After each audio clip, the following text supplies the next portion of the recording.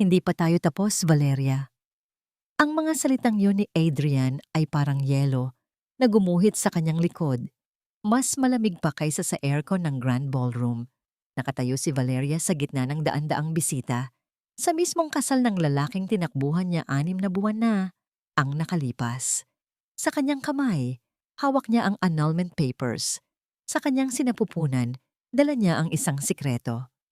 Tapos na tayo, Adrian. Mahinahon niyang sagot. Pilit na itinatago ang panginginig ng kanyang mga kamay. Pirmahan mo na lang. Isang ngisi ang sumilay sa perpektong mukha ni Adrian Rivera, ang CEO na kinatatakutan ng marami at minsan niyang minahal. Ngunit ang ngising yon ay hindi umabot sa kanyang mga mata. Sa isang iglap, hinablot ni Adrian ang braso niya. Wala kang karapatang tapusin ang kung anong sinimulan ko. Bulong nito. Puno ng bagsik na siya lang ang nakakarinig. At bago pa man makasigaw si Valeria, ginawa ni Adrian ang isang bagay na magpapatigil sa mundo nilang dalawa. Hinablot nito ang laylayan ng kanyang puting bestida. Ang tunog ng pagkapunit ng tela. Iyon ang tanging narinig ni Valeria. Mas malakas pa sa bulungan ng mga bisita, mas malakas pa sa tugtog ng orkestra. Tila isang bombang sumabog sa gitna ng katahimikan.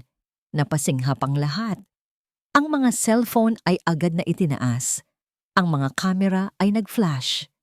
Nakatayo si Valeria ron, hindi makagalaw, habang ang punit sa kanyang damit ay dahan-dahang bumubukas mula hita pataas na parang isang masamang ngiti. At sa ilalim ng mamahaling tela, lumitaw ang katotohanang pilit niyang itinatago. Ang kanyang bilugang tiyan. Ang sanggol na hindi kailanman malalaman ni Adrian na hindi sa kanya. Doon nagsimula ang pangalawang pagsabog, ang pagsabog sa loob niya. Isang matalim na kirot ang biglang sumaksak sa kanyang puson na sinundan ng isang matinding paghilab. Napahawak siya sa kanyang tiyan, ang annulment papers ay nalaglag at nagkalat sa marmol na sahig. Hindi na ulit. Isang pamilyar na takot ang gumapang sa kanyang dibdib, isang alaala ng dugo at pagkawala sa banyo ng mansyon nila noon pagkatapos ng isang sigawan. Isang alaala na siyang nagtulak sa kanya para tumakas. Adrian! Nabasag ang kanyang boses, puno ng takot. Ngunit ang mukha ni Adrian ay isa ng maskara ng galit at pagtataksil. Ano to, Valeria? Sigaw niya, itinuturo ang kanyang tiyan para makita ng lahat. Kaya ka bumalik? Para ipamukha sa akin na may dala kang bastardo? Nagsimulang umikot ang paningin ni Valeria. Ang mga mukha ng mga bisita ay nagmistulang mga manonood sa isang sirko. Ang mga bulungan ay parang bubuyog na umuugong sa kanyang tainga. Tulungan niyo ko. Pakiusap niya sa kawalan. Ang kanyang mga binti ay nagsimulang manghina. Sinubukan niyang humakbang paatras, papalayo kay Adrian, papalayo sa kahihiyan. Ngunit nawalan ng balanse ang kanyang mga paa. Natapilok siya. Naramdaman niya ang malamig na hangin sa kanyang likod habang siya ay bumabagsak. Ang baby ko! Iyon lang ang nasa isip niya. Ipinikit niya ang kanyang mga mata, naghihintay sa sakit ng pagbagsak, ngunit hindi ang matigas na sahig ang sumalo sa kanya. Isang malakas na braso ang pumulupot sa kanyang baywang, isang pamilyar na amoy ng kaligtasan. Idinilat niya ang kanyang mga mata at nakita ang mukha ni Javier Morales, ang kanyang pinsan, ang kanyang abogado. Ang mga mata nito ay nag-aalab sa galit na hindi para sa kanya, kundi para sa kanya. Javier, huwag kang mag-alala. Nandito na ko. Mariin na sabi ni Javier, bago maingat na itayo si Valeria sa likod niya na parang isang pader sa pagitan niya at ni Adrian. Nagulat si Adrian. Javier, anong ginagawa mo rito? Pinsan mo to. Hayaan mong turuan ko ng leksyon. Hindi mo na siya kailanman masasaktan pa, Adrian. Malamig na tugon ni Javier. Itinaas niya ang kanyang kamay, hindi para manuntok, kundi para ipakita ang isang piraso ng papel. This is a temporary protection order, stating that you cannot come within 100 meters of Valeria Reyes. Isang bagay na nilabag mo sa oras na hinawakan mo siya. Ang bulungan ng mga tao ay naging hiyawan. Wala kang patunay. Sigaw ni Adrian. Ang kanyang mukha ay namumula na. Talaga ba? Kalmadong tanong ni Javier at itinaas ang kanyang tingin sa daan-daang cellphone na nakatutok sa kanila. Lahat ay nagre-record. Sa tingin ko, mayroon tayong sapat na testigo. Sa hudyat ni Javier, 2 pulis na nakauniforme ang pumasok sa ballroom. Ang kumpiyansa sa mukha ni Adrian ay biglang naglaho, napalitan ng pagkalito at takot. Hindi niyo pwedeng gawin to sa akin. Ako si Adrian Rivera. Ngunit huli na ang lahat. Ang pag-click ng pause sa kanyang mga kamay ang naging huling tunog sa gabing iyon. Napanood ni Valeria ang lahat habang yakap siya ni Javier. Nakita niya ang pagbagsak ng lalaking kinatakutan niya. Dapat sana ay makaramdam siya ng tagumpay, ng ginhawa. Ngunit isa pang matinding paghilab ang pumunit sa kanyang katawan. Naramdaman niya ang init na dumadaloy sa kanyang mga binti. Napatingin siya pababa sa kanyang puting bestida. Isang mantsa ng dugo ang dahan-dahang lumalaki. Ang huling nakita niya bago magdilim, ang kanyang paningin ay ang nag-aalalang mukha ni Javier. Habang buhat siya nito palabas ng impyernong yun, naipon niya ang kanyang huling lakas para bumulong. Ang baby ko. Iligtas mo ang baby ko. Ang tunog lang na maririnig sa pribadong silid ng ospital ay ang mahinang pag-beep ng monitor sa tabi ng kama. Bawat beep ay isang patunay na buhay pa si Valeria, na ang puso niya at ng sanggol sa sinapupunan niya ay patuloy pa ring tumitibok. Para kay Javier Morales ang bawat beep ay isang sampal sa kanyang mukha. Nakatayo siya sa tabi ng bintana, nakatanaw sa mga ilaw ng syudad sa labas, ngunit hindi iyon ang kanyang nakikita. Ang nakikita niya ay ang mukha ni Valeria kanina, puno ng takot, puno ng sakit. Ang huling bulong nito bago mawalan ng malay ay umuulit-ulit sa kanyang isipan. Iligtas mo ang baby ko. Stable na po sila, attorney, sabi ng doktor kanina. But we have to keep her under observation. The baby is safe for now. Pero delikado ang kalagayan niya dahil sa stress at sa nangyari. Napapikit si Javier at napakuyom ang kanyang kamao. Galit. Isang nag-aalab na galit para kay Adrian ang kumukulo sa kanyang dugo. Ngunit sa ilalim ng galit na yon, may mas malalim, mas masakit na emosyon. Pagsisisi. Paano niya ito pinalampas? Isa siyang abogado. Ang trabaho niya ay makita ang mga detalyeng hindi nakikita ng iba. Ang basahin ang mga kasinungalingan sa likod ng mga ngiti. Pero sa sarili niyang pinsan, nabulag siya. Isang nurse ang pumasok para ayusin ang kumot ni Valeria. Sa pag-aangat nito ng tela, bahagyang nalilis ang manggas ng hospital gown. At doon, sa maputing balat ng braso ni Valeria, nakita ni Javier ang bakas ng mga lumang pasa. Halos kupas na, kulay dilaw at berde. Ngunit naroon pa rin, mga multo ng kahapon. Biglang bumalik sa alaala ni Javier ang isang family dinner. Mahigit 1 taon na ang nakalipas. Masaya ang lahat. Nagtatawanan.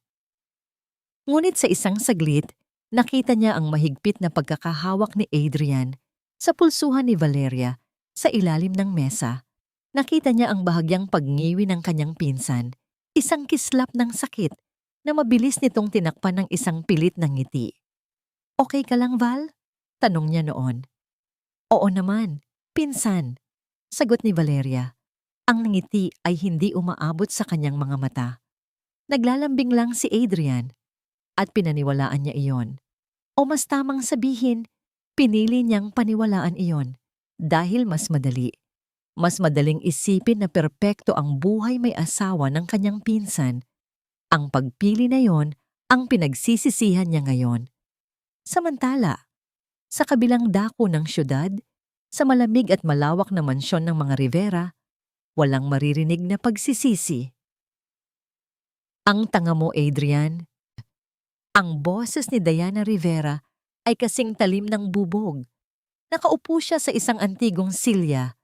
Hawak ang isang kopita ng brandy habang ang kanyang anak ay palakad-lakad na Parang isang tigreng nakakulong sa hawla.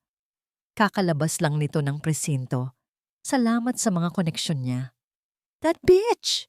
Sinira niya ang kasal ko. Sinira niya ang lahat. Sigaw ni Adrian. Ibinato ang isang mamahaling florera sa pader. Hindi man lang kumurap si Diana. Ikaw ang sumira, Adrian. Ang kahibangan mo. Ngayon, ang buong mundo ay nakatingin sa atin.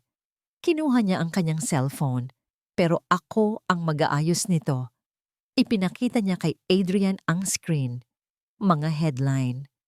CEO Adrian Rivera, inaresto sa sariling kasal dahil sa pananakit sa buntis na ex-wife. Sa ilalim ang video ng insidente, kuha mula sa iba't ibang anggulo na may milyon-milyong views na. Anong gagawin natin, Mommy? Tanong ni Adrian. Sa unang pagkakataon ay nagpakita ng bahid ng pag-aalala. Simple lang, sagot ni Diana. Ang kanyang mga mata ay kuminang sa isang malamig na plano. Kung gusto nilang palabasin na isa kang halimaw, gagawin nating demonyo ang babaeng iyon.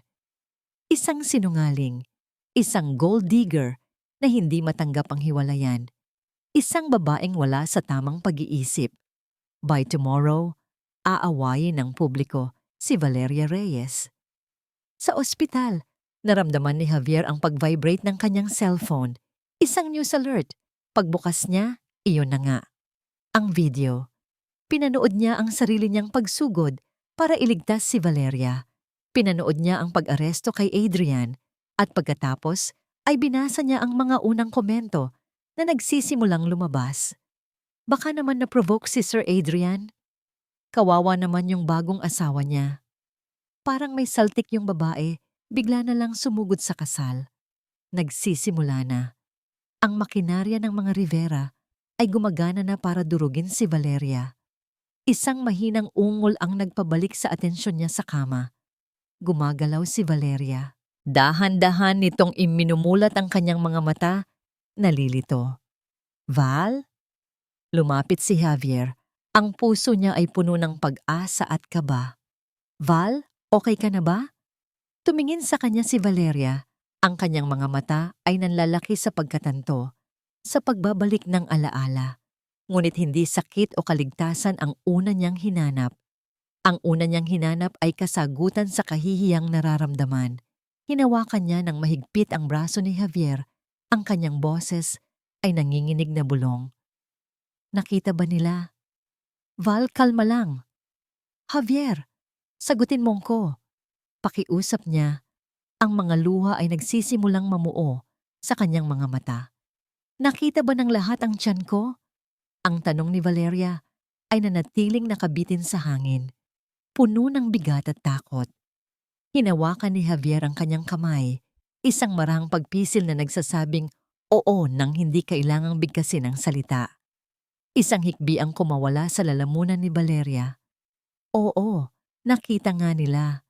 Nakita ng buong mundo. Kinailangan ni Javier na umalis sandali para asikasuhin ang mga legal na papeles sa presinto.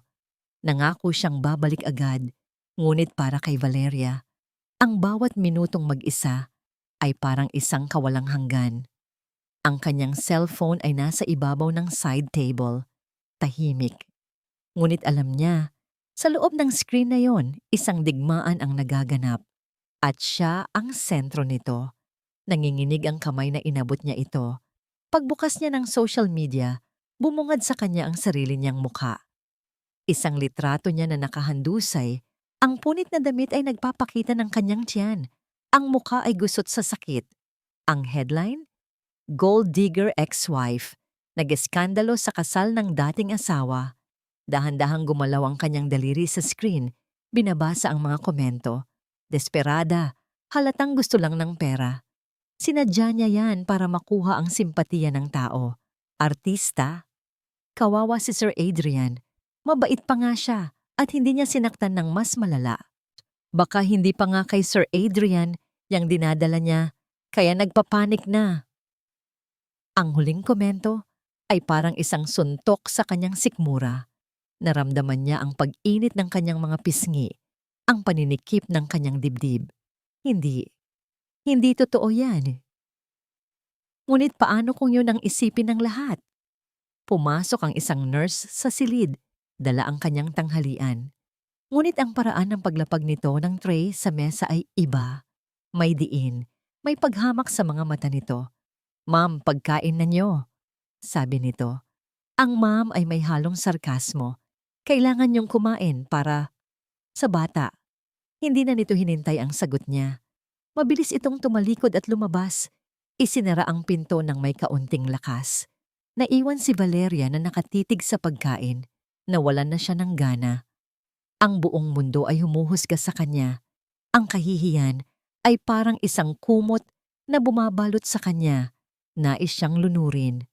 Mas mabuti pa sigurong tumakas na lang ulit. Magtago sa isang lugar na walang nakakakilala sa kanya. Ngunit paano ang anak niya? Napatigil siya. Ipinikit niya ang kanyang mga mata at inilagay ang parehong kamay sa kanyang tiyan. Ang dahilan kung bakit siya lumaban. Ang dahilan kung bakit siya nagtiis. Bumukas ang pinto at pumasok si Javier. May dala itong tablet. Ang mukha niya ay seryoso, ngunit may bahid ng pag-asa sa kanyang mga mata. "Val, may gusto akong ipakita sa'yo," sabi niya, umupo sa tabi ng kama. "Javier, ayoko na," mahinang sabi ni Valeria. Ang mga luha ay nagbabadyang tumulo. "Hindi ko na kaya. Masyado silang makapangyarihan. Talo na tayo." "Hindi pa," mariing sagot ni Javier. "Hindi pa tayo nagsisimula." Inabot niya ang tablet kay Valeria. Hindi yun isang news article o isang social media post. Ito ay isang video. Isang imahe na itim at puti, medyo malabo. Ngunit sa gitna niyon, may isang maliit na hugis na gumagalaw at may isang tunog. Dab-dab, dab-dab, dab-dab, ang tibok ng puso ng kanyang anak. 3D ultrasound yan, paliwanag ni Javier. Ang kanyang boses ay lumambot. "Kinausap ko ang doktor mo. Malakas siya, Val. Malusog. Kumakapit siya ng mabuti." Tinitigan ni Valeria ang screen. Ang maliit na kamay. Ang munting ilong. Ang pusong walang tigil sa pagtibok. Isang himno ng buhay sa gitna ng lahat ng gulo. Ito ang pinoprotektahan niya. Ito ang mundo niya. Isang butil ng luha ang pumatak mula sa kanyang mata, ngunit hindi na ito luha ng kalungkutan o kahihiyan. Ito ay luha ng isang ina. Tumingin siya kay Javier at sa unang pagkakataon mula nang mangyari ang lahat, isang kislap ng determinasyon ang nag-alab sa kanyang mga mata.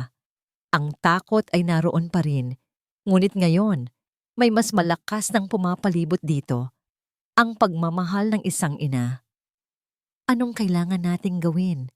tanong niya. Ang kanyang boses, bagamat mahina, ay buo at matatag.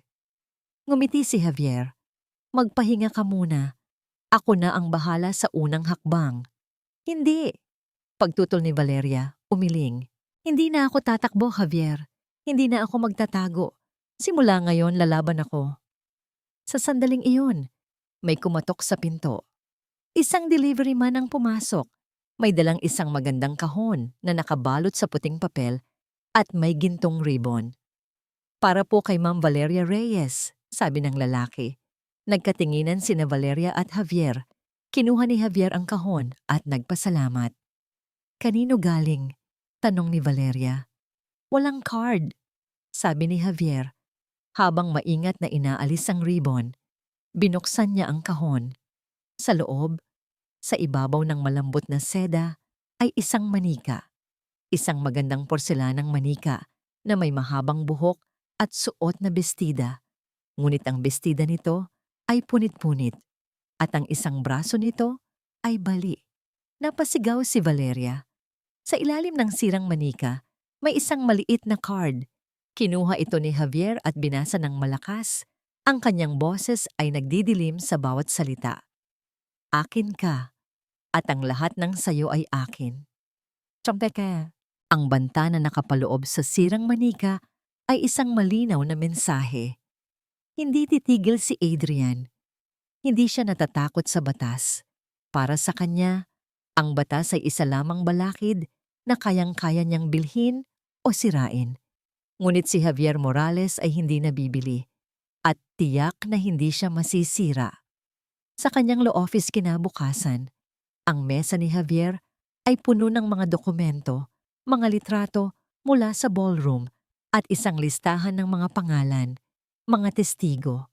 Sa teorya, daan-daang tao ang nakakita sa ginawa ni Adrian. Ngunit sa practice, ang mga anino ng kapangyarihan ng mga Rivera ay mahaba at madilim. Ang una niyang nakausap ay ang head waiter ng hotel. Noong una, sabik itong magsalita. Ngunit pagkatapos ng isang tawag sa telepono, bigla itong wala nang maalala. Ang sunod ay isang wedding guest, isang socialite na nag-post pa ng video. "Oh darling," sabi nito sa telepono, "I deleted that already. It was all a misunderstanding, you know. Masyadong maraming champagne." Paulit-ulit, ang pattern ay malinaw. Takot. Ang lahat ay takot na banggain ang mga Rivera. Napasabunot si Javier sa kanyang buhok. Ang pagkadismaya ay nagsisimulang maging galit. Kailangan niya ng isang taong hindi kayang bilhin. Isang taong may utang na loob. Hindi sa mga Rivera, kundi kay Valeria. Binuksan niya ang isang folder na may label na Rivera Household Staff, Past Employees. Ito ang kailangan niya. Mga taong nakakita sa kung ano ang nangyayari sa likod ng mga nakasarang pinto. Isa-isang tinawagan ng kanyang staff ang mga nasa listahan. Karamihan ay ayaw magsalita. Ngunit isang pangalan ang umagaw sa kanyang atensyon. Esther Domingo, ang pinakamatagal na kasambahay nina Adrian at Valeria. Bigla na lang itong nag-retire. 8 buwan na ang nakalipas. Walang contact number. Ang tanging address ay sa isang malayong probinsya sa Bicol. Iyon na iyon. Naramdaman ni Javier sa kanyang puso na ito ang kanyang pag-asa. Kinabukasan, habang maaga pa, minaneho ni Javier ang kanyang sasakyan, nilisan ang magulong syudad para tunguhin ang payapang probinsya. Habang nasa daan, hindi niya maiwasang maramdaman na may nakamasid sa kanya. Isang itim na sasakyan ang tila laging nasa likod niya, ngunit iwinaksin niya ito bilang paranoia. Natagpuan niya ang bahay ni Aling Esther, isang maliit at simpleng bahay na kubo, malayo sa karangyaan ng mansyon ng mga Rivera. Kumatok siya sa pinto. Isang babaeng nasa mga 50 anyos na may mabait ngunit pagod na mukha ang nagbukas nito. "Aling Esther?" Ang mga mata ng babae ay nanlaki sa pagkakita kay Javier. "Attorney Javier?" "Ako nga po." Magalang na sagot ni Javier. "Pwede po ba tayong mag-usap?" Sa simula, tikom ang bibig ni Aling Esther. Takot pa rin ito. Ngunit nang ipakita ni Javier ang isang litrato ni Valeria sa ospital, ang pader na itinayo niya sa kanyang puso ay gumuho. "Mahal na mahal ko ang batang yan, sir," sabi niya. Ang mga luha ay nagsimulang mamuo sa kanyang mga mata. Walang araw na hindi ko siya ipinagdasal. Doon na nagsimulang dumaloy ang mga kwento. Mga kwento ng basag na pinggan, ng mga sigaw na pilit tinatakpan ng malakas na musika, ng mga pasa na laging tinataguan ni Valeria sa ilalim ng long sleeves. Isang gabi, humihikbing kwento ni Aling Esther, nadulas si Ma'am Valeria sa hagdan. Pero hindi yun aksidente. "Nakita ko, sir. Nakita kong itinulak siya ni Sir Adrian. Pagkatapos, ang mommy niya, si Ma'am Diana, ang dumating. Tiningnan lang niya si Ma'am Valeria na umiyak sa sahig, tapos tumingin sa akin at sinabing, 'Linisin mo yan, Esther. Parang basura lang.'" Ang bawat salita ay isang patalim na tumutusok sa puso ni Javier, nagpapatindi sa kanyang pagsisisi at galit. "Kaya po ba kayo umalis?" tanong ni Javier. "Tinanggal po nila ako, sir. Dahil masyado na raw po akong maraming nakikita." Sa di kalayuan, sa loob ng isang itim na kotse, isang lalaki ang kumukuha ng litrato ni Javier at Aling Esther na nag-uusap. Itinutok niya ang kanyang kamera. Nag-zoom in. Pagkatapos ay ipinadala niya ang litrato sa isang numero. "Boss, Nahanap na niya yung dating katulong. Payag po ba kayong tumestigo, Aling Esther? Tanong ni Javier. Ang kanyang boses ay puno ng pakiusap. Para kay Valeria. Para sa hustisya. Nag-alinlangan si Aling Esther. Ang takot ay malinaw pa rin sa kanyang mukha. Ngunit pagkatapos ay tumingin siya sa litrato ni Valeria. Tumango siya ng marahan. Para kay Ma'am Val. Gagawin ko po. Nakahinga ng maluwag si Javier. Ito na ang simula. Nang paalis na si Javier, habang pasakay na siya sa kanyang kotse, tinawag siyang muli ni Aling Esther. Attorney, sandali. May kinuha ito mula sa loob ng kanyang maliit na aparador. Isang luma at mumurahing cellphone. May mas mabigat pa akong ebidensya, sir. Sabi niya, ang kanyang mga kamay ay nanginginig habang iniaabot ang telepono. Hindi ko po sinabi sa kanila, itinago ko po ito. Nagtatakang kinuha ni Javier ang cellphone. Ano to? Tumingin si Aling Esther sa paligid na para bang may nakikinig. Nung gabing itinulak niya si Ma'am Val, sinubukan kong i-record ang pag-aaway nila mula sa labas ng pinto. Pero may iba pa pong laman yan. Binuksan ni Javier ang gallery ng cellphone. May ilang video files. Sir, bulong ni Aling Esther, ang kanyang mga mata ay puno ng takot at determinasyon. May mga video dito, itinago ko para kay Ma'am Valeria.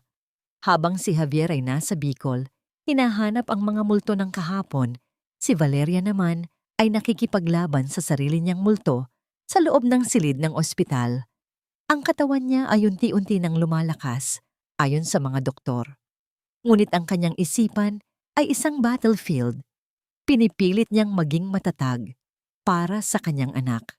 Nagbabasa siya ng mga libro tungkol sa pagbubuntis, kumakain sa tamang oras kahit walang gana, at pinipilit na huwag pansinin ang mga mapanirang artikulo online. Ngunit ang katahimikan ay may sariling ingay. At sa katahimikang iyon, bumabalik ang mga tanong. Paano kung manalo si Adrian?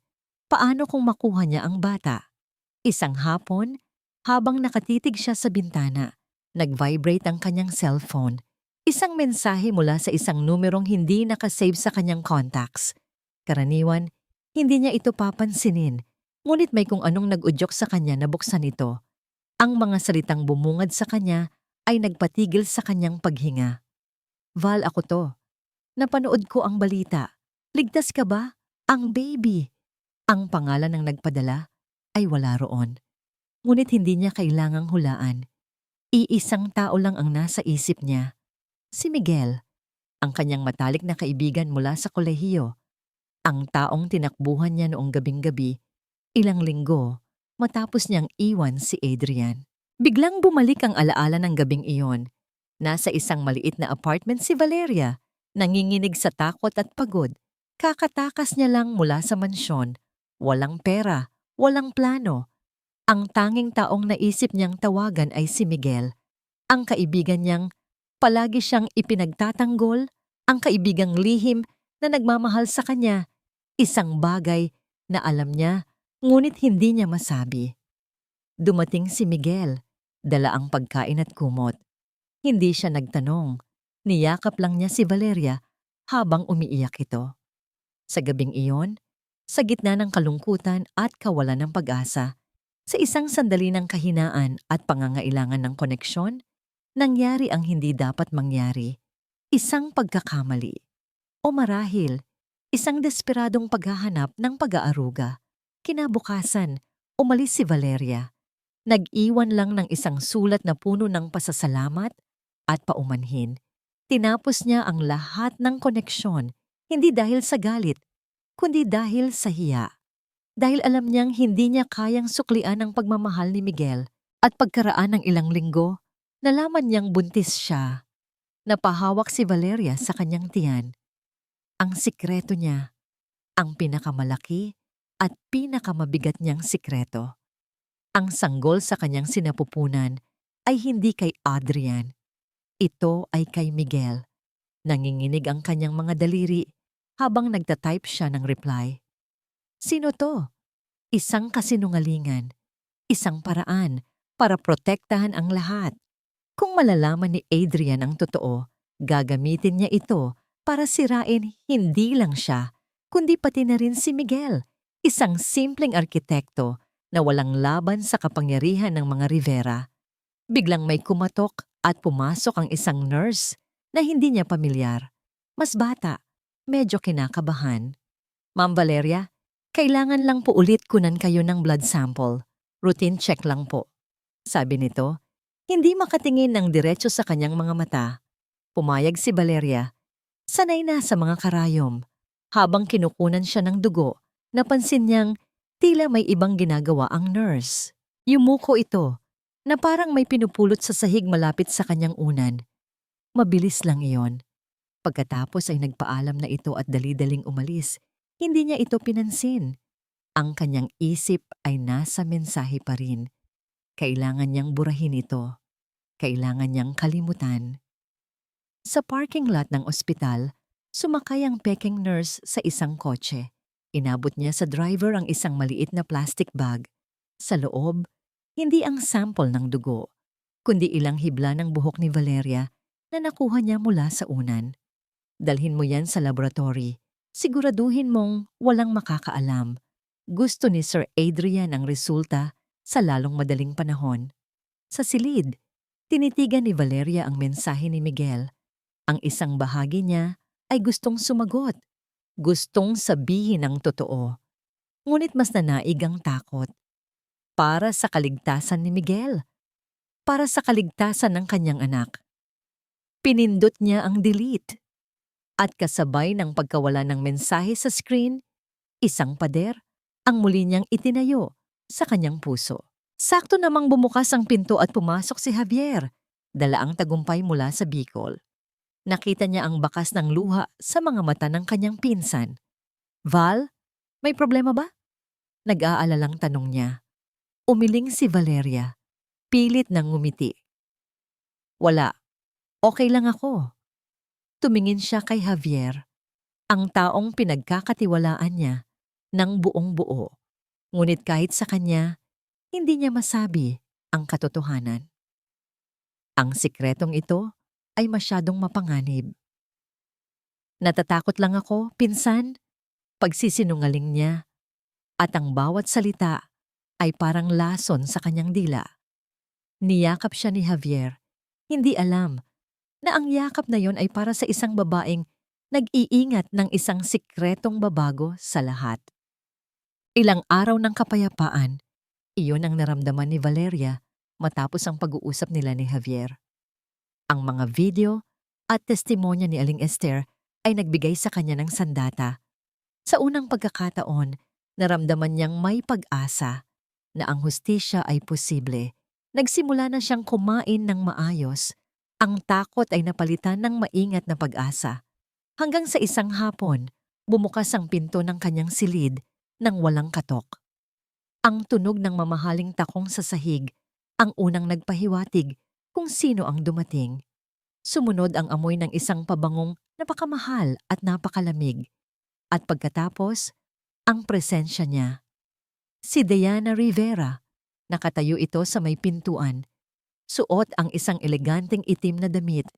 Ang buhok ay perpektong nakaayos. Ang muka ay isang maskara ng walang emosyon. Hindi ito ang ina na nag-aalala para sa kanyang anak. Ito ang reyna na nag-iinspeksyon sa kanyang teritoryo. Mag-isa ka lang pala, sabi ni Diana. Ang kanyang boses ay kasing lamig ng kanyang tingin. Isinara niya ang pinto sa likod niya. Automatikong napahawak si Valeria sa kanyang tiyan. 1 kilos ng proteksyon. Anong ginagawa mo rito? Hindi sumagot si Diana. Sa halip, lumakad ito papalapit sa kama. Ang bawat hakbang ay may bigat at awtoridad.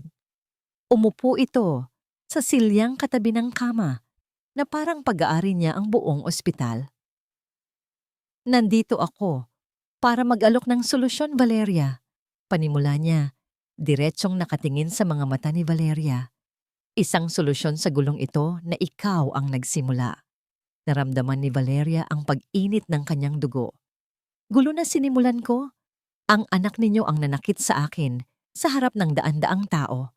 Isang bahagyang pagtaas ng kilay lang ang isinagot ni Diana. Mga detalye, madaling mabago ang mga yan. Ang mahalaga ay ang kinabukasan. Inilapag niya ang kanyang Hermes bag sa sahig at inilabas ang isang puting sobre. Sa loob niyan ay isang tseke para sa halagang hindi mo kayang kitain sa buong buhay mo. 50 million pesos. Natigilan si Valeria. At hindi lang iyan, patuloy ni Diana, may kasama iyang plane ticket papuntang Europa, isang bagong pagkakakilanlan, isang bagong buhay, malayo sa lahat ng ito. Ang kailangan mo lang gawin ay iatras ang kaso laban kay Adrian at manahimik habang buhay. Ang alok ay nakakagulat, ngunit alam ni Valeria na may kulang. May kapalit. Isang napakamahal na kapalit. At tanong ni Valeria, ang kanyang boses ay nanginginig. Tumingin si Diana sa kanyang tiyan at sa unang pagkakataon, isang kislap ng emosyon ang lumitaw sa mga mata nito. Pagnanasa, pag-aari. At ang bata, sabi nito, na parang isang bagay na binibili sa palengke. Pagkapanganak mo, ibibigay mo siya sa amin. Palalakihin namin siya bilang isang Rivera. Magkakaroon siya ng buhay na hindi mo maibibigay. At ikaw, magiging malaya ka. Sa sandaling iyon, ang takot ni Valeria ay naglaho. Napalitan ito ng isang bagay na mas dalisay at mas mapanganib. Ang galit ng isang ina. Ang mga kamao niya ay tahimik na kumuyom sa ilalim ng kumot. Naalala niya ang kwento ni Aling Esther. Ang gabi kung kailan siya itinulak ni Adrian sa hagdan. Ang gabing nakita sila ni Diana. Naaalala ko pa noong isang gabi, mahinang sabi ni Valeria. Ang kanyang boses ay may talim na ngayon. Nakahandusay ako sa sahig, umiiyak, at tiningnan niyo lang ako. Wala kayong ginawa. Hindi nagbago ang ekspresyon ni Diana. Nag-aaway lang ang mag-asawa. Hindi, mariing sabi ni Valeria. Tinititigan ng Reyna sa kanyang harapan. Inabuso niya ako at hinayaan niyo. Kinonsinti niyo. Dahil para sa inyo, ang reputasyon ng pamilya ninyo ang mas mahalaga kaysa sa buhay ko. Tumayo si Valeria, hinahawakan ng IV stand para sa suporta. Nakatayo na siya ngayon, kapantay ng tingin ni Diana. Kaya heto ang sagot ko sa alok ninyo. Tiningnan niya ang sobre. Pagkatapos ay tumingin siya ng diretso sa mga mata ni Diana. Ang anak ko ay hindi ibebenta at ang hustisya hindi nabibili. Sa loob ng ilang segundo, tanging katahimikan ang namagitan sa kanila.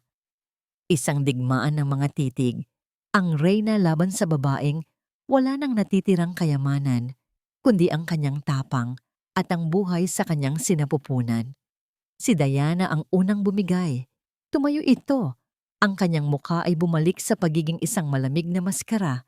Pinulot niya ang kanyang bag at ang sobre. Sayang, sabi niya. Pinili mo ang mahirap na paraan. Naglakad ito papunta sa pinto. Ngunit bago ito lumabas, huminto ito at lumingon. Isang bahagyang, mapanuyang ngiti ang sumilay sa kanyang mga labi. Tingnan natin kung gaano kakatapang. Bulong niya. Sapat lang para marinig ni Valeria. Kapag nalaman ng lahat na hindi Rivera ang dugo ng dinadala mo. At pagkatapos ay umalis ito, iniwan si Valeria na nakatayo, nagyayelo, habang ang sahig sa ilalim ng kanyang mga paa ay tila gumuho. Ang mga video sa lumang cellphone ni Aling Esther ay mas masahol pa sa inaasahan ni Javier. Maikli at malabo ang mga ito, ngunit ang audio ay malinaw na parang kristal. Ang mga sigaw ni Adrian, ang mga pagmamakaawa ni Valeria, ang tunog ng isang bagay na nababasag. Para kay Javier, ito ang pako sa kabaong. Ngunit hindi niya ito gagamitin sa korte. Hindi pa. May mas matalino siyang paraan. Hindi niya aatakihin si Adrian ang tao. Aatakihin niya si Adrian, ang CEO. Kinabukasan, nag-set up si Javier ng isang pulong, hindi sa abogado ni Adrian, kundi sa Chief Legal Counsel ng Rivera Corp. Isang matandang abogadong nagngangalang Attorney Sandoval na mas tapat sa kumpanya kaysa sa pamilyang nagpapatakbo nito. Attorney Morales, simula ni Sandoval, kung ito ay tungkol sa personal na issue ni Mr. Rivera. Hindi na ito personal, attorney. Putol ni Javier, inilapag ang isang tablet sa mesa sa pagitan nila. This is about the future of your company. Pinindot niya ang play, ang unang video, ang sigawan. Namutla si Attorney Sandoval. Mayroon akong 3 ganitong video, kalmadong sabi ni Javier, at isang testigo na handang magsalita sa korte tungkol sa mga taon ng pang-aabuso. Ngayon, isipin mo kung ano ang mangyayari sa stock price ng Rivera Corp. Kapag kumalat ito, isipin mo ang scandal clause sa mga kontrata ninyo sa mga international partners. Nagpapawis na si Sandoval, pero may mas malala pa. Dagdag ni Javier, nag-slide siya ng isang folder sa ibabaw ng mesa. Sa loob nito ay mga financial records na nakuha niya mula sa isang source sa loob. Alam ko ang tungkol sa merger ninyo sa Sato Holdings at alam kong may family values clause ang chairman nila. Kailangan niya ng isang CEO na may matatag na pamilya, isang tagapagmana. Doon na napatingin si Sandoval kay Javier, ang kanyang mga mata ay puno ng pagkabigla. Nalaman ni Javier na tumama siya sa bullseye. Paano? Ang tanong ay hindi paano, attorney, sabi ni Javier. Ang tanong ay, ano ang gagawin ninyo? Hahayaan niyo bang malunod ang buong kumpanya dahil sa isang unstable at violenteng CEO? Samantala, sa tuktok ng Rivera Tower, sa kanyang opisina na may tanawin ng buong syudad, si Adrian Rivera ay hindi iniisip ang merger. May iba siyang hinihintay. Isang mensahero ang pumasok at inilapag ang isang selyadong brown envelope sa kanyang mesa. Sir, galing po sa St. Luke's DNA Diagnostics. Tumango si Adrian. Hinintay niyang makalabas ang mensahero bago niya kinuha ang sobre. Ang mga kamay niya ay kalmado. Sigurado siya sa resulta. Ito ay para lang patunayan na siya ang tama. Na si Valeria ay isang sinungaling. Ngunit ang bata ay sa kanya. Ang tagapagmana niya. Sa opisina ni Javier tumunog ang kanyang telepono, si Attorney Sandoval. Morales, sabi ng boses sa kabilang linya, puno ng pag-aalala. Ang board, gusto nilang makipag-ayos. Anong gusto ninyo? Isang nangiti ng tagumpay ang sumilay sa labi ni Javier. Ito na, ang simula ng pagbagsak. Simple lang, sabi niya. Una, a public apology to Miss Valeria Reyes. Pangalawa, a significant settlement. At pangatlo, ang pagbibitiw ni Adrian Rivera bilang CEO. Katahimikan sa kabilang linya. Pagkatapos, isang buntong hininga. I will present this to the board. Pagkababa ng telepono, nakaramdam si Javier ng matinding ginhawa. Nanalo sila. Nanalo si Valeria. Bumalik tayo sa opisina ni Adrian. Dahan-dahan niyang pinunit ang sobre. Inilabas niya ang isang piraso ng papel, mga numero, mga technical terms, ngunit ang kanyang mga mata ay dumiretso sa ilalim na bahagi. Sa konklusyon, binasa niya ito. Pagkatapos ay binasa niya ulit. At sa ikatlong pagkakataon, ang katahimikan sa kanyang opisina ay nakakabingi. Ang perpektong mukha ni Adrian Rivera ay dahan-dahang nag-iba. Ang pagiging kalmado ay naging pagkalito. Ang pagkalito ay naging pagtataka. Ang pagtataka ay naging isang bagay na mas madilim, isang bagay na purong galit. Probability of paternity. Ang mga salitang iyon ay sumayaw sa harap ng kanyang mga mata. 0%, hindi sa kanya. Bastardo. Ang salitang binitiwan niya sa kasal ay bumalik para sawayin siya. Ngunit ngayon, ito ay totoo. Hindi siya sumigaw, hindi kaagad. Tinitigan niya lang ang papel, habang ang isang ugat sa kanyang sentido ay nagsimulang pumintig. Pagkatapos ay isang tawa ang kumawala sa kanya. Isang tawa na walang saya. Isang tawa na puno ng kabaliwan. Pagkatapos ay tumigil siya at ang impyerno ay nagsimula. Hinawi niya ang lahat ng nasa kanyang mamahaling mesa. Ang laptop, ang mga dokumento, ang mga picture frame ay lumipad sa sahig. Sinipa niya ang kanyang silya. Ibinato niya ang kanyang telepono sa salaming bintana na nag-iwan ng isang malaking bitak na parang sapot ng gagamba. Ang maskara ng makapangyarihang CEO ay tuluyan ng bumagsak. Ang natira na lang ay ang halimaw. Sa kabilang banda, masayang kinuha ni Javier ang kanyang cellphone. Kailangan niyang tawagan si Valeria. Kailangan niyang ibalita ang magandang balita. Dinial niya ang numero nito. Nagring ito at nagring diretso sa voicemail. Val, si Javier to. May maganda akong balita. Tawagan mo ko pagkarinig mo nito. Medyo nakaramdam siya ng kaba. Baka natutulog lang. Sinubukan niya ulit. Ring, ring, ring. Voicemail ulit. Sinubukan niya sa pangatlong beses. Ang puso niya ay nagsisimula ng kabahan. Isang hindi maipaliwanag na pakiramdam ng panganib ang gumapang sa kanyang dibdib. Hindi tama to. Isang mahinang katok. Iyon ang gumising kay Valeria mula sa isang panandaliang pagkakatulog. Inaasahan niyang makita ang pamilyar na mukha ni Javier, ngunit ang bumungad sa kanya ay dalawang nurse na hindi niya pa nakikita kailanman. May dala silang wheelchair. Ma'am Valeria Reyes? Tanong ng isa. Ang ngiti nito ay rehersado, hindi umaabot sa kanyang mga mata. May utos po mula sa inyong doktor. Kailangan po kayong ilipat sa kabilang wing para sa isang urgent test. Kumunot ang noo ni Valeria. Test? Walang nabanggit si Dr. Santos sa akin. Pakiramdam niya ay may mali. Isang kaba ang biglang kumalat sa kanyang dibdib. Biglaan po, ma'am. Sagot ng pangalawa, ang tingin ay nakapako sa sahig. Para po sa kaligtasan ng baby. Iyon ang mga salitang mahika. Ang mga salitang kayang magalis ng lahat ng kanyang pagdududa. Para sa kaligtasan ng baby. Tumango siya. Sinubukan niyang tawagan si Javier. No signal. Basa niya sa screen. Kakaiba. Kanina lang ay malakas ang signal niya. Tinulungan siyang umupo sa wheelchair. Habang tinutulak siya sa pasilyo, naramdaman niya ang pagbabago sa paligid. Ang karaniwang ingay ng ospital, ang tawag sa intercom, ang pag-uusap ng mga tao, ang tunog ng mga sapatos sa sahig, ay unti-unting nawawala. Ang dinadaanan nila ay isang pasilyo na walang katao-tao. Ang mga ilaw ay mas madilim, ang hangin ay mas malamig.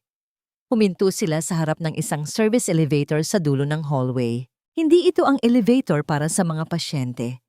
Pagsakay nila, pinindot ng nurse ang butones para sa B2. Basement. Doon na nagsimulang dumagundong ang puso ni Valeria. Sandali, sabi niya. Ang kanyang boses ay nagsisimulang manginig. Saan niyo ako dadalhin? Ang mga laboratorio ay nasa 3rd floor. Walang sumagot. Ang nangiti ng nurse ay naglaho na. Napalitan ito ng isang malamig at blangkong ekspresyon. Nang bumukas ang pinto ng elevator, hindi isang malinis na pasilyo ang bumungad sa kanya, kundi ang mamasa-masang hangin ng isang underground parking lot. Ilang metro lang mula sa kanila, isang itim na van ang nakaparada, naghihintay na parang isang bukas na bibig ng halimaw. Hindi! Bulong ni Valeria, ang kanyang dugo ay tila nagyelo. Sinubukan niyang tumayo, lumaban, ngunit huli na ang lahat. Ang mga kamay na kanina'y nag-aalaga sa kanya ay naging bakal na humawak sa kanyang mga braso. Ang kanilang pagkilos ay mabilis at sanay. Binuhat siya. Ipinasok sa loob ng van. Sumigaw siya. Ngunit ang sigaw niya ay namatay nang may isang panyong may matamis at nakakahilong amoy na itinakip sa kanyang ilong at bibig. Lumaban siya, nagpumiglas, ngunit ang kanyang lakas ay unti-unting nawawala.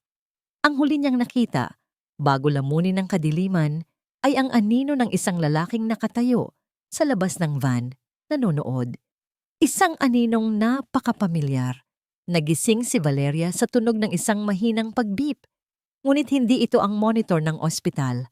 Ang silid ay malinis at puti, ngunit mas maliit, mas nakakulong. Ang bintana ay may makakapal na rehas. Ang pinto ay gawa sa bakal at walang doorknob sa loob. Isang marangyang selda, bumukas ang pinto. Pumasok si Adrian. Ang anyo niya ay nagpatayo sa lahat ng balahibo sa katawan ni Valeria. Wala ang karaniwang pagmamataas. Wala ang nag-aapoy na galit. Ang Adrian na nasa harap niya ay nakangiti. Isang kalmado, halos masayang nangiti. At iyon ang pinakanakakatakot sa lahat. Gising ka na pala, mahal ko, sabi niya. Ang kanyang boses ay malambing sa paraan na nagpapadala ng yelo sa kanyang mga ugat. Isinara niya ang pinto sa likod niya. Ang tunog ng paglock nito ay umalingaw-ngaw sa buong silid. Adrian, nasaan ako? Pakawalan mo ako. Sigaw ni Valeria. Sinusubukang itago ang panginginig sa kanyang boses. Shh! Sabi ni Adrian, itinaas ang isang daliri sa kanyang labi. Huwag kang maingay. Baka magising ang baby. Lumakad siya papalapit. Hindi nagmamadali, na parang isang pusang naglalaro sa kanyang huling daga. Nasa isang ligtas na lugar tayo, Valeria. Isang lugar kung saan walang makakaistorbo sa ating pamilya. Umupo siya sa silyang inihanda sa tabi ng kama. Mula sa loob ng kanyang mamahaling coat, inilabas niya ang isang papel. Ang resulta ng DNA test. Hindi niya ito ipinakita kaagad. Sa halip, maingat niya itong tiniklop sa kanyang palad. Alam mo, pinahanga mo ako. Panimula niya, ang kanyang tono ay parang nakikipagkwentuhan lang. Ang galing ng pag-arte mo. Napaniwala mo ang lahat na ikaw ang biktima at ako ang halimaw. At ako naman, itong si tanga, naniwala rin. Naniwala akong sa sobrang galit mo sa akin, naghanap ka ng iba para lang saktan ako. Hindi umimik si Valeria. Bawat paghinga niya ay mabigat. Bawat tibok ng kanyang puso ay isang babala. Pero nagkamali ako. Patuloy ni Adrian. Hindi mo ginawa yon para saktan ako. Tumingin siya ng diretso sa mga mata ni Valeria. Ginawa mo yon para magtago. Itinayo niya ang papel sa pagitan ng kanyang hinlalaki at hintuturo. Sabi nila, hindi raw nagsisinungaling ang siyensya at tama sila. Sa isang mabilis na kilos, iwinasiwas niya ang papel para bumukas ito. Itinutok niya ito sa mukha ni Valeria. Nakatitig si Valeria sa mga salitang nakasulat doon. Ang mga letra ay lumalabo dahil sa namumuong luha sa kanyang mga mata. Ngunit ang kahulugan ay malinaw na parang kamatayan. Probability of paternity. Percent. Ngayon, sabihin mo sa akin, Valeria, sabi ni Adrian. Ang kanyang boses ay isa ng mapanganib na bulong. Ang kalmadong ngiti ay naglaho na, napalitan ng isang nangiwi ng purong pagkasuklam. Sino ang ama ng bastardo na yan? Umiling si Valeria. Ang mga salita ay ayaw lumabas sa kanyang lalamunan. Adrian, pakiusap. Tapos na ang pakiusap. Ang pagsigaw niya ay sumabog sa loob ng maliit na silid. Isang alon ng galit na yumanig sa mga pader. Sa isang iglap, hinablot niya ang panga ni Valeria. Ang kanyang mga daliri ay bumaon sa pisngi nito. Sino siya? Ang pinsan mo? Si Javier ba? Sagot. Hindi. Hindi si Javier. Sigaw pabalik ni Valeria. Ang sakit at takot ay nagbigay sa kanya ng lakas. Kailangan niyang protektahan si Javier. Binitiwan siya ni Adrian ng marahas. Ang pagtanggi ni Valeria ay tila nagbigay sa kanya ng isang masamang kasiyahan. Mabuti. Dahil kung siya, pareho ko kayong papatayin. Naglakad siya papunta sa pinto at may pinindot na intercom. Pumasok na kayo. Bumukas ang pinto. Ngunit hindi si Javier o ang mga pulis ang dumating. Isang lalaking nakaunipormeng puti na may malamig at profesional na anyo ang pumasok. May dala itong isang metal na tray. Sa ibabaw ng tray, sa ilalim ng malamlam na ilaw, nakapatong ang isang hiringgilya.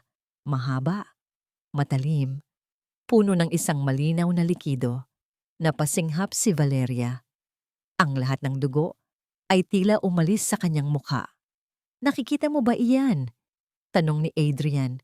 Ang kanyang boses ay muling naging kalmado, isang kalmadong mas nakakakilabot. Amniocentesis, isang simpleng procedure. Kukuha lang tayo ng sample mula mismo sa sinapupunan mo. Mabilis lang. At pagkatapos, malalaman na natin kung kaninong basura ang dinadala mo. Tumingin siya sa doktor. "Gawin mo na." Lumapit ang doktor kay Valeria. Ang hiringgilya ay nakataas. "Huwag!" Sigaw ni Valeria. Gumapang paatras sa kama hanggang sa maramdaman niya ang malamig na pader sa kanyang likod. Wala na siyang matatakbuhan. Sukol na siya. Ito na ang katapusan. Ngumiti si Adrian. Isang ngiting demonyo. "Oras na," sabi niya, habang ang anino ng karayom ay dahan-dahang gumagapang sa kanyang tiyan. Oras na para malaman natin ng sigurado. Paanik na minamaneho ni Javier ang kanyang sasakyan, sinusuong ang trapiko ng gabi. Bawat segundong lumilipas ay parang isang oras. Ang huling tawag niya sa ospital ay nagpatunay sa kanyang pinakamasamang kinatatakutan. Wala pong utos si Dr. Santos na ilipat si Ma'am Reyes, attorney. Sabi ng head nurse, ang boses ay puno ng pagkalito. At ang dalawang nurse na nag-describe ninyo, wala po kaming empleyadong ganoon. Pekeng nurse, isang kidnapping na nagbalat kayo bilang medical procedure. Adrian, iisang tao lang ang may kakayahan at kabaliwang gawin ito. Gamit ang kanyang mga koneksyon at sa tulong ng isang GPS tracker na palihim niyang inilagay sa isa sa mga bag ni Valeria for emergency purposes. Nakuha niya ang isang lokasyon, isang pribadong klinika sa isang liblib na bahagi ng Quezon City. Isang klinika na pag-aari ng isang shell corporation na, pagkatapos ng mabilisang pagsisiyasat, ay konektado sa Rivera Corp. Tumawag siya ng pulis. "I'm on my way to the location now. Follow me. This is a hostage situation." Bago siya bumaba ng kotse, kinuha niya ang kanyang cellphone. Inon niya ang voice recorder at maingat na inilagay sa bulsa ng kanyang dibdib na may kaunting siwang para malinaw na makuha ang tunog. Pagkatapos, tumakbo siya papasok sa gusali. Ang puso niya ay dumadagundong sa galit at takot para sa kanyang pinsan. Nakatayo si Valeria sa isang sulok ng silid. Ang kanyang likod ay nakasandal sa malamig na pader. Ang doktor ay dahan-dahang lumalapit. Ang hiringgilya ay kumikinang sa ilalim ng ilaw. Sa likod nito, si Adrian ay nanonood. Ang kanyang mukha ay isang maskara ng nasisiyahang paghihiganti. "Huwag kang lumapit!" Sigaw ni Valeria. Ang kanyang boses ay nanginginig ngunit puno ng determinasyon. "Valeria, huwag mo nang pahirapan ang sarili mo," sabi ni Adrian. "Tapos na ang laro." Hindi pa. Ang takot na nararamdaman niya ay napakalaki.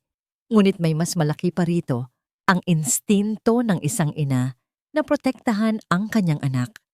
Ang hiringgilyang iyon ay isang panganib. Ang stress ay isang panganib. Ang bawat segundo sa silid na ito ay isang panganib. Habang papalapit ang doktor, isang alaala ang biglang sumiklab sa isipan ni Valeria. Ang alaala na pilit niyang ibinabaon sa limot. Ang tunay na dahilan kung bakit siya tumakas, hindi lang ang pagtulak sa hagdan, may mas malala pa. "Alam mo ba kung bakit ako umalis, Adrian?" tanong ni Valeria. Ang kanyang boses ay biglang naging kalmado sa isang paraan na nakakakilabot. Napatigil si Adrian. Dahil isa kang taksil. Isang mapait na tawa ang kumawala kay Valeria. "Hindi. Umalis ako dahil mamamatay tao ka." Napakunot ang noo ni Adrian, maging ang doktor ay napatigil. "Ang unang baby natin," patuloy ni Valeria. Ang mga luha ay nagsimulang dumaloy sa kanyang mga pisngi, ngunit ang kanyang tingin ay matalim. "Buntis ako noon. 2 buwan. Hindi ko pa sinasabi sa'yo. Nag-aaway tayo dahil sa isang business trip mo na nalaman kong kasama mo pala ang sekretarya mo. Nagalit ka. Itinulak mo ako. Ang mukha ni Adrian ay namutla. Hindi sa hagdan, Adrian. Sa banyo. Bumagsak ako. At pagkatapos, may dugo. Maraming dugo. Tinawag kita. Nagmakaawa ako. Pero ang sabi mo lang, drama mo lang yan. At iniwan mo akong mag-isa roon. Ang bawat salita ay isang punyal. Ang bawat salita ay katotohanan. Nawala siya, Adrian. Humigbi si Valeria. Ang kanyang kamao ay nakakuyom. Nawala ang anak natin dahil sa'yo. At ngayon, gusto mong kunin din ang isang ito? Hindi. Hinding-hindi ko hahayaang hawakan mo siya. Sa sandaling iyon, bumukas ng malakas ang pinto. Si Javier. Sumugod siya papasok. Ang kanyang mga mata ay nag-aalab. Sa likod niya, 2 pulis. Javier! Sigaw ni Valeria, isang halo ng ginhawa at takot. Natulala si Adrian sa biglaang pagdating nila, ngunit mabilis itong napalitan ng galit. Ikaw na naman! Sigaw niya kay Javier. Binalingan niya ang doktor. Gawin mo na! Itinaas ng doktor ang hiringgilya, susugod kay Valeria. Ngunit hinarangan siya ni Javier. Isang malakas na tulak lang ay napahiga na ang doktor sa sahig. Tapos na ang laro mo, Adrian. Sabi ni Javier. Itinaas ang kanyang cellphone. Ang screen ay nagpapakita ng isang recording in progress. Narinig namin ang lahat. Ang pag-amin. Ang pag-amin sa krimen na mas malala pa sa kidnapping. Ngunit si Adrian ay parang isang hayop na nasukol. Wala na sa tamang pag-iisip. Sa halip na sumuko, isang bagay ang nag-snap sa loob niya. Ang target niya ay hindi na si Javier. Ang target niya ay si Valeria. Sumugod siya, hindi para manakit, kundi para kunin ang isang bagay na magpapatunay sa kanyang kabaliwan. Ang cellphone ni Javier, ang ebidensya. Ngunit si Javier ay mas mabilis. Humakbang siya sa pagitan ni Adrian at Valeria. Ginamit ang kanyang katawan bilang isang panangga. Isang malakas na suntok ang tumama sa panga ni Javier. Napaurong siya. Naramdaman ang metalikong lasa ng dugo sa kanyang bibig. Ngunit hindi siya bumagsak. Tinulungan ng mga pulis si Javier at sa wakas, napusasan nila si Adrian na ngayon ay sumisigaw ng mga walang kwentang salita. Lumapit si Javier kay Valeria na nanginginig pa rin sa sulok. Hinawakan niya ang pisngi nito. Okay ka lang? Tanong niya. Pinupunasan ng dugo sa kanyang labi gamit ang likod ng kanyang kamay. Tumango si Valeria. Ang mga luha ay patuloy na dumadaloy, ngunit sa pagkakataong ito, mga luha ng kaligtasan. Hindi mo na siya sasaktan. Hindi na ulit, sabi ni Javier, mas para sa sarili niya kaysa kay Valeria. Isang pangako na matagal na niyang dapat binitiwan. Isang pangako na ngayon, sa wakas, ay kaya na niyang tuparin. Ang courtroom ay parang isang simbahan kung saan ang pananampalataya ay napalitan ng tensyon. Bawat pag-ubo, bawat paggalaw ng papel, bawat bulong ay isang dagundong sa nakakabinging katahimikan. Nakatayo si Valeria sa witness stand. Hindi na siya ang babaeng nanginginig sa takot sa Grand Ballroom.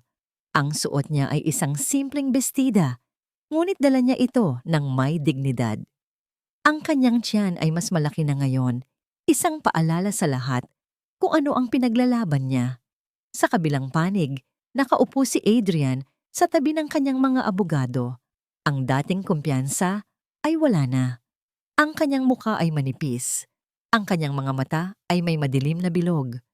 Mukha siyang isang haring natanggalan ng korona. Sa likod niya, si Diana Rivera, ang reynang bakal, ay nakaupo ng tuwid na tuwid.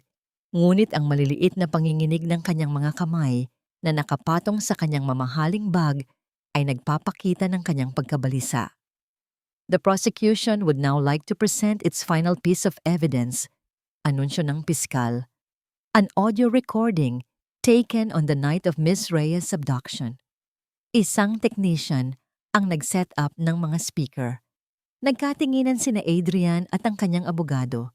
Sinubukan nilang i-block ito, ngunit ibinasura ng hukom ang kanilang mosyon. Pinindot ng technician ang play. Ang unang maririnig ay katahimikan. Pagkatapos, ang boses ni Valeria, basag sa takot. Umalis ako dahil mamamatay tao ka. Napasinghap ang mga tao sa courtroom.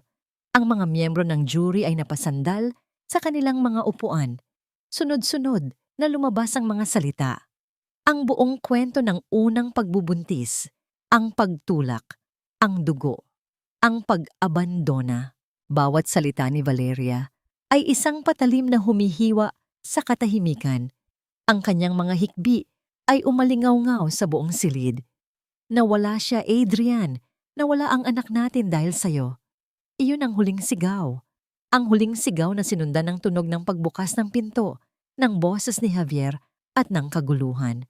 Nang matapos ang recording, walang nangahas na magsalita. Ang katotohanan yon na ibinunyag sa sarili niyang tinig na puno ng sakit ay mas mabigat kaysa sa anumang testimonya. Sinubukan ni Diana na magsalita nang siya na ang tinawag. Itinuro niya si Valeria. She was unstable, a liar. Ginawa niya ang lahat para sa pera. Ngunit huli na ang lahat. Ang mga salita niya ay hungkag. Ang testimonya ni Aling Esther kanina, na puno ng luha habang ikinukwento ang mga taon ng pang-aabuso, ay sumira na sa imahe ng perpektong pamilya Rivera. Ang ebidensya ng financial fraud na inilatag ni Javier ay sumira naman sa kanilang imperyo. Ang huling tinawag ay si Valeria para sa kanyang victim impact statement. Dahan-dahan siyang tumayo. Hindi niya tiningnan ng hukom, hindi niya tiningnan ng jury, tiningnan niya ng diretso si Adrian. Sa loob ng maraming taon, panimula niya, ang kanyang boses ay kalmado, ngunit matatag. Kinuha mo ang lahat sa akin, ang aking mga pangarap, ang aking mga kaibigan, ang aking kapayapaan, at ang aking boses. Pinaramdam mo sa akin na ako ang may kasalanan, na mahina ako, na wala akong kwenta at naniwala ako. Isang luha ang pumatak sa kanyang pisngi, ngunit hindi niya ito pinunasan. Ngunit nagkamali ka. Hindi mo kinuha ang lahat. Iniwan mo sa akin ang isang bagay na hindi mo kayang kontrolin, ang pagmamahal ng isang ina. Inilagay niya ang isang kamay sa kanyang tiyan para sa anak kong nawala at para sa anak kong isisilang. Kinukuha ko na pabalik ang boses ko. Kinukuha ko na pabalik ang buhay ko. Hindi na ako biktima mo, Adrian. Isa na akong survivor. Pagkatapos noon, ang lahat ay tila mabilis na nangyari. Ang pagbabalik ng jury, ang pagtayo ng lahat, ang malalim na boses ng hukom habang binabasa ang hatol. In the case of the people of the Philippines versus Adrian Rivera, we find the defendant guilty. Guilty sa kidnapping, guilty sa physical assault, guilty sa coercion, at guilty sa large-scale financial fraud. In the case versus Diana Rivera, guilty of obstruction of justice and accessory to the crime. Ilang dekada sa bilangguan para kay Adrian, maraming taon para kay Diana. Ang Rivera Corp ay isa sa ilalim sa receivership. Ang imperyo ay gumuho na. Hindi makapaniwalang umiling si Adrian. Hindi! Hindi! Sigaw niya habang kinukuha siya ng mga pulis. Si Diana naman, sa unang pagkakataon, ay nagpakita ng pagkatalo. Napayuko ito. Ang kanyang perpektong postura ay gumuho. Napanood ni Valeria ang lahat. Wala siyang naramdamang saya. Wala ring galit. Ang naramdaman lang niya ay kapayapaan. Pagkatapos ng lahat, lumabas sila ni Javier sa courthouse. Isang dagat ng mga kamera at mikropono ang sumalubong sa kanila. Ang mga flash ng kamera ay nakakasilaw. Sa nakaraan, yuyuko siya. Magtatago siya sa likod ni Javier, ngunit hindi ngayon. Itinaas niya ang kanyang noo. Tumingin siya ng diretso sa mga kamera, sa mga taong humusga sa kanya. Wala siyang ngiti, ngunit ang kanyang mga mata ay matatag. Puno ng kalayaan. Naramdaman niya ang kamay ni Javier na humahanap sa kanya. Hinawakan niya ito. mahigpit. Isang koneksyon ng pasasalamat, ng suporta, at ng isang bagong simula. Magkasama, humakbang sila pasulong, palayo sa mga anino ng kahapon at papunta sa liwanag na naghihintay. Ang amoy ng bagong lutong tinapay, iyon ang unang bumabati kay Valeria tuwing umaga. Isang amoy na napakalayo sa amoy ng antiseptic ng ospital o sa alimuom ng courtroom. Ito ang amoy ng pag-asa, ang amoy ng isang bagong buhay. 6 na buwan na ang nakalipas mula noong araw ng paghatol. Sa isang maliit at tahimik na kanto sa Tagaytay, kung saan ang hangin ay sariwa at ang tanawin ay ang Taal Volcano, itinayo ni Valeria ang kanyang pangarap. Isang maliit na coffee shop na tinawag niyang Simula. Sa ibabaw nito ang kanyang maliit na apartment, isang pugad na puno ng init at pagmamahal. Sa loob ng isang kuna, sa tabi ng counter, mahimbing na natutulog si Leo, ang kanyang anak, ang kanyang milagro. Mayroon itong mga mata ni Miguel, ngunit ang tapang, alam ni Valeria, ay mula sa kanya. Mukhang may magandang panaginip ang boss natin, sabi ng isang pamilyar na boses. Napangiti si Valeria nang hindi lumilingon. Inilapag ni Javier ang isang bag ng mga groceries sa counter. Naging lingguhan na niya itong ritual. Ang bisitahin sila tuwing Sabado. Dala ang mga pangangailangan nila at ang kanyang palaging presensya. Tito Javier is here, bulong ni Valeria kay Leo, kahit tulog ito. Kamusta ang linggo mo? Tanong ni Valeria habang inaayos ang mga pinamili ni Javier. Stressful, maraming kaso. Sagot ni Javier, ngunit ang nangiti sa kanyang labi ay nagsasabing iba. Pero okay lang. Alam kong may pupuntahan akong masarap na kape at libreng ensaymada. Pagkatapos, nagtawanan sila. Ang kanilang samahan ay nagbago. Hindi na siya ang tagapagligtas at si Valeria ang biktima. Sila ay magkaibigan, pamilya. Ang pundasyon ng kanilang relasyon ay hindi na binuo sa pagsisisi at pangangailangan, kundi sa respeto, pag-aalaga, at maraming tawanan. Umupo si Javier sa paborito niyang upuan sa tabi ng bintana. Inabutan siya ni Valeria ng isang tasa ng mainit na kape. May balita ka ba sa kanila? Tanong ni Valeria. Ang kanyang boses ay walang bahid ng galit o pait. Alam ni Javier kung sino ang tinutukoy niya. Ang Rivera Corp ay nabili na ng isang foreign company. Si Adrian, inilipat sa Bilibid.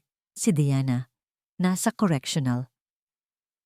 Saglit siyang tumahimik. Nagsampa ng divorce ang asawa ni Adrian, ang babaeng pinakasalan niya. Tumango lang si Valeria, tahimik na nakinig. Ang mga pangalang yon ay parang mga tauhan na lang sa isang libro na matagal na niyang isinara. Dumating din si Miguel ilang buwan na ang nakalipas. Nag-usap sila. Walang sisihan, puno ng pag-intindi. Gusto niyang maging bahagi ng buhay ni Leo at pumayag si Valeria. Nagpapadala siya ng suporta buwan-buwan at tumatawag sa video call tuwing linggo. Masaya na ito sa sarili niyang pamilya sa Cebu. At para kay Valeria, sapat na yon. Ang mahalaga ay alam ni Leo na mayroon siyang ama na nagmamahal sa kanya kahit sa malayo. Nag-aalala ka ba? Tanong ni Javier na para bang nababasa ang kanyang iniisip. Umiling si Valeria. Hindi na. Tapos na yon. Ang iniisip ko na lang ngayon ay kung anong bagong flavor ng cupcake ang gagawin ko para bukas. Gumising si Leo. Hindi ito umiyak. Dahan-dahan lang nitong iminulat ang kanyang mga mata at tumingin sa paligid. Nang makita niya si Javier, isang matamis na ngiti ang sumilay sa kanyang munting labi. Kinuha ni Javier si Leo mula sa kuna. "Hello, champion," sabi niya. Ang kanyang boses na pang-abogado ay nagiging malambing kapag kausap ang bata. "Namiss mo ba si Tito?" Pinanood sila ni Valeria. Si Javier, na laging seryoso at formal, ay nagiging ibang tao kapag karga si Leo. Nagpapatawa. Gumagawa ng mga nakakatawang mukha. Sa mga sandaling iyon, Nakikita ni Valeria ang isang sulyap sa isang posibleng kinabukasan. Isang kinabukasan na hindi niya hinahanap, ngunit tila dahan-dahang nabubuo sa harap niya. Wala pang mga salitang nabibitawan. Walang mga mahal kita. Ang mayroon lang ay ang komportableng katahimikan, ang pag-unawa, ang pangako ng pananatili. Gabi na nang umuwi si Javier. Pagkatapos niyang patulugin si Leo, tumayo si Valeria sa kanyang balkonahe. Tanaw mula roon ang libu-libong ilaw sa paligid ng lawa. Ang kanyang buhay noon ay parang isang marangyang palasyo na puno ng kadiliman.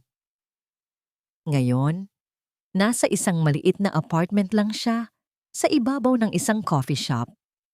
Ngunit dito, sa wakas, ay natagpuan niya ang kanyang tahanan. Huminga siya ng malalim, nilanghap ang malamig na hangin ng gabi. Ang simula ay hindi palaging madali. Minsan, kailangan mo munang dumaan sa isang napakasakit na katapusan. Ngunit habang nakatingin siya sa mga bituin, alam ni Valeria sa kaibuturan ng kanyang puso na para sa kanya at sa kanyang anak, ito na ang simula ng lahat. At sa wakas, malaya na siya.